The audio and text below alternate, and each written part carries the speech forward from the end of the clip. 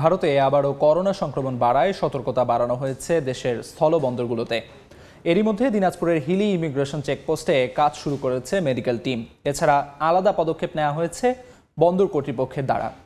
এরই আরও তথ্য জানাতে এই মুহূর্তে সেখানে আছেন সহকর্মী শফিকুল ইসলাম শফিক। সরাসরি চলে যাচ্ছি তার কাছে। 5 বছর আগের যে করোনা মহামারী সেটা আবারও কিন্তু তার মাথা চারা দিয়ে উঠেছে। ইতিমধ্যে ভারত সহ বিভিন্ন দেশে কিন্তু করোনার যে একটা প্রকোপ সেটা কিন্তু বৃদ্ধি পেয়েছে। আর করোনা বৃদ্ধি পাওয়ার কারণে কিন্তু এখানে গত কয়েকদিন আগে হিলি ইমিগ্রেশন চেকপোস্ট, কাস্টমস তারা কিন্তু বিভিন্ন ধরনের পদক্ষেপ নিয়েছে। স্বাস্থ্য অধিদপ্তর থেকে মেডিকেল টিম গঠন করা হয়েছে। ইতিমধ্যে আমরা দেখেছি যে হিলি স্থল বন্দরে যে পানামা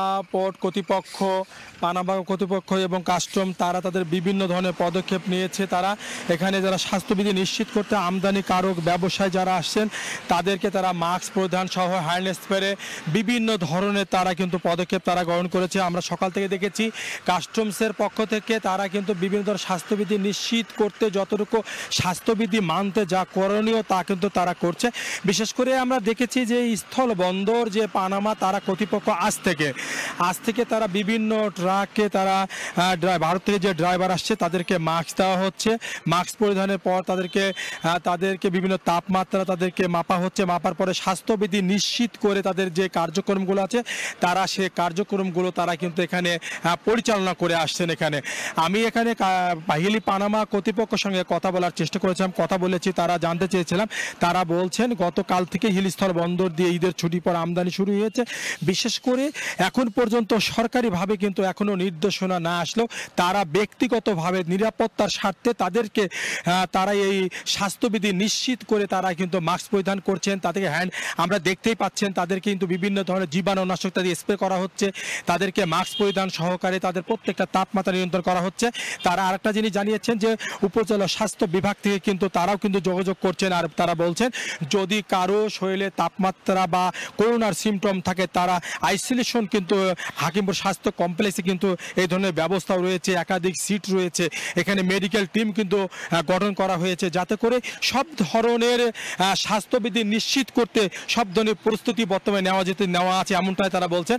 আর একটা বিষয় বলি যে হিলির যে কাস্টমস অফিসে আমি তাদের সাথে কথা বলেছিলাম, তারা কিন্তু বেশ কয়েকদিন আগের থেকে তাদের যে স্বাস্থ্যবিধি নিশ্চিত, মাস্ক পরিধান, তারা হ্যান্ড ওয়াশ থেকে শুরু করে যা প্রয়োজন আছে তারা কিন্তু মানতেছেন।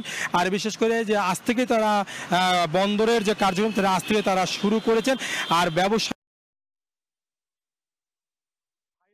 গতবার যে ভাইরাস ছিল, যে ভাইরাস তাদেরকে মনে করিয়ে গতবার যে ভাইরাস ছিল, যে ভাইরাস তাদেরকে মনে করিয়ে দেয় যে ভাইরাসের যে প্রকোপ ছিল সে প্রকোপ যেন আর বৃদ্ধি না পায়। তারা কিন্তু একটা কথা বলছেন যে বিগত সময় কিন্তু সরকার লকডাউন দিয়েছিল, এতে করে অনেকটা ক্ষতিগ্রস্ত হয়েছিল। তারা বলছেন যে স্বাস্থ্যবিধি নিশ্চিত করে যদি আমদানি রপ্তানি ব্যবসা চালু রাখা যায় সেক্ষেত্রে এখানে হয়তো ব্যবসা বাণিজ্য চালু থাকবে, এখানকার মানুষের কর্মের হয়তো সৃষ্টি হবে। তারা চায় স্বাস্থ্যবিধি নিশ্চিত করে যেন তারা ব্যবসা পরিচালনা করতে চায়। এখানকার লেবার, শ্রমিক, ব্যবসায়ীরা কিন্তু এমনটাই কিন্তু জানিয়েছেন। আমরা কিন্তু সবথেকে মজার একটা বিষয় যদি আপনাকে বলি, আমি আজকে বন্দরের বিভিন্ন জায়গায় শ্রমিকদের সাথে কথা বলেছি, যারা ব্যবসায়িক হোল্ডার আছে তাদের সাথে কথা বলেছি। তারাও কিন্তু বলছেন স্বাস্থ্যবিধি নিশ্চিত করে আমরা ব্যবসা পরিচালনা করতে চাই। হিলিস্থল বন্দরে করোনা ভাইরাসের প্রতিরোধ নিয়ে এতটুকু ছিল আমার কাছে সর্বশেষ। হিলি ইমিগ্রেশন চেকপোস্ট থেকে সবশেষ জানাচ্ছিলেন সহকর্মী শফিকুল ইসলাম শফিক।